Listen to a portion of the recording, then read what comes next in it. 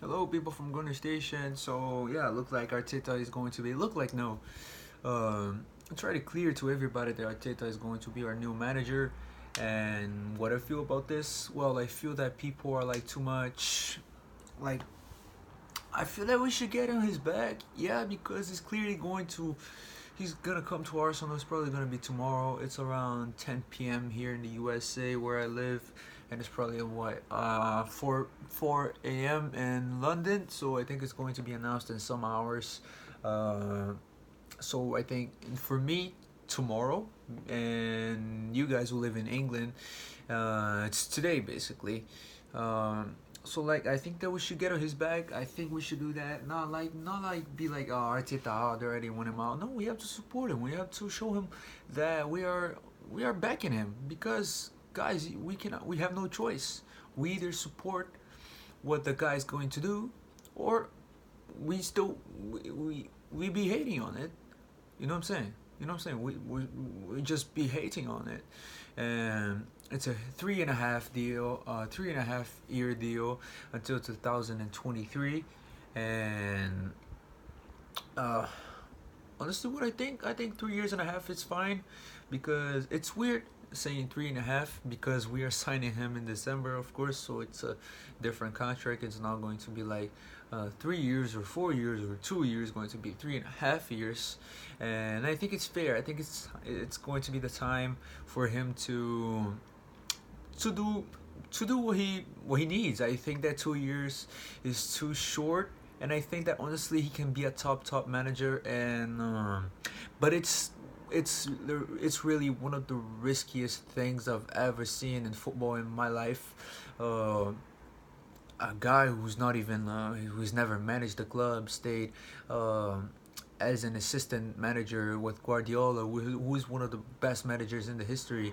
Um, with him for 3 years and a half, 3 seasons and a half, but still, uh, for one side, it's bad because he's never managed the club, so he doesn't have uh, that major experience. But I feel like he learned a lot from Guardiola on the other hand. So it's basically like a 50-50, you know? So it's really risky. It's one of the most riskiest things I've ever seen in my life. But we have to back him. Guess what? We have to back him. He already said that if he comes, the thing that he's going to want the most is commitment. I know Unai Emery said that, but Unai Emery used to say a lot of things, and he used not to do them, like being asked about Ozil. Like he used to be asked about Ozil, and he was like, "Oh, he's not training well. If he train well, he's going to be on the team. That's why he's benched." And then from nowhere, he starts putting him in the starting 11 all the time. So I don't know what used to happen to Unai Emery. He used to contradict himself every press conference, and that used to irritate all of us. And Mikel Arteta already said that he's going to want at least 120% of commitment from all the players. If you don't show commitment, if you don't show desire, you're not going to be a starter. Of course, I think that we don't have a lot of players who show desire, but well, I guess we're going to have to choose the ones who have more desire.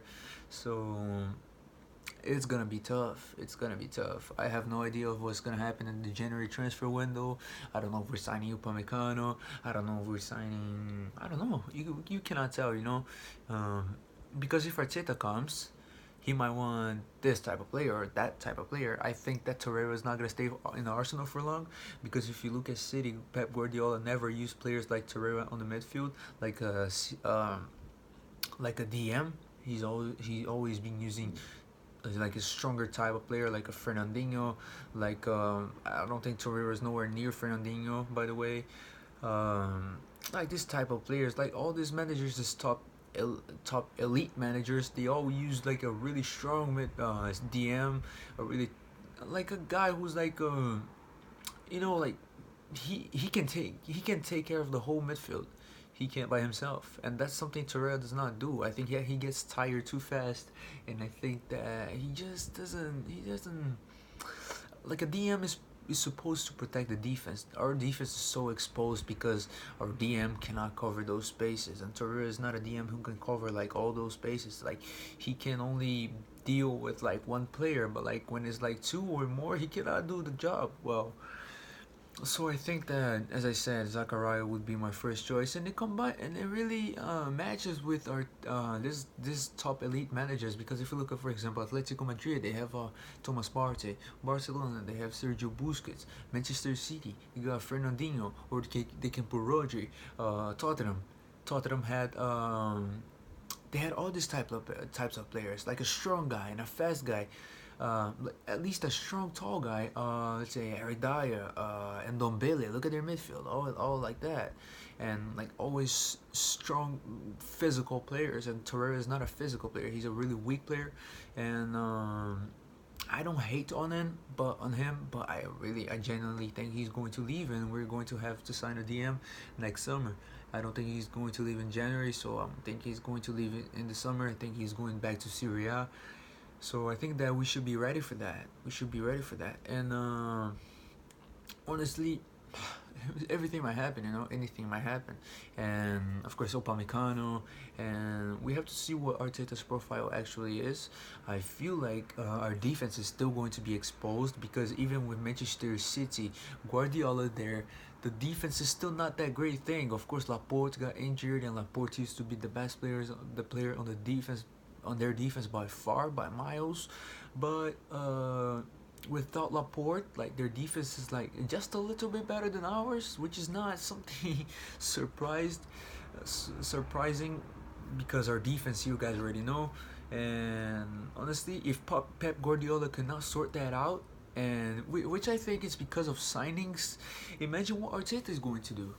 And with our team, with our defense, which is worse than City's, if Guardiola cannot sort that out with a defense that is better than ours, imagine Arteta, who's not on the level of Guardiola. If you want to say yes, or if you want to put Arteta on the same level as Guardiola, you are taking the piss, to be honest. So it's a worse manager. Of course, he can reach that level. He has potential for that, but a worse manager today, and with a worse defense. So what is that? What makes you think that our team is going to improve so much without a defense? We need a defense. We need at least like a team to win titles. We need to have at least a good defense. This is what I think. And going forward, he was, as I say, a lot of times he was vital in the development of Leroy Son and Raheem Sterling. So I think that Pepe can actually improve a lot with them. And well, maybe Reece Nelson too as a left winger. Of course, Saka, and I really have hope on those players. I've been watching Arsenal U23 since the season. I really started watching like a lot in the season 2018-2019. I know Saka since February last year.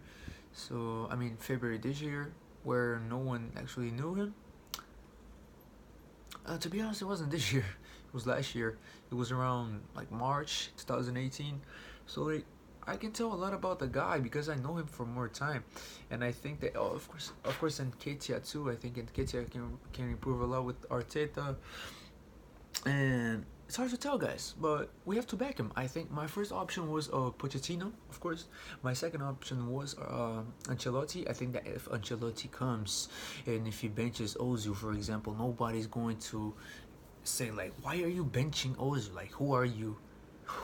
He's Carlo Ancelotti, man. He's Carlo Ancelotti, the guy who's won the Champions League, the guy who's won all the top leagues in Europe, the guy.